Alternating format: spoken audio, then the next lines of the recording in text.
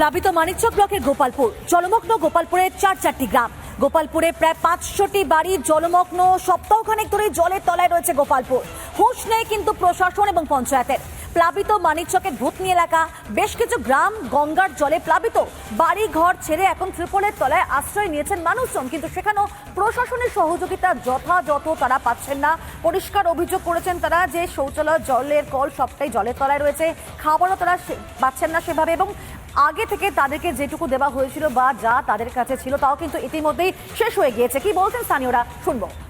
আছি, চুলাতে রাঁধতে পাই না, খাওয়ার কিছু নেই, কোনো ব্যবস্থা করে না, মেম্বার আছে না, প্রধান আছে না, কেউ আছে না, ভয় আছে, পোকা মাকড় সবের ভয় আছে। এখন প্রায় 10 দিন হয়ে গেল, কোনো মেম্বার কোনো প্রধান আমাদের সঙ্গে যোগাযোগ নাই।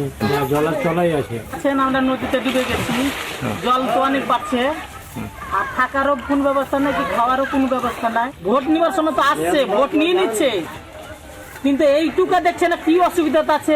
এটা খুবই সমস্যা, কোনো সরকারি লোক আসে না, কেউ দেখে না।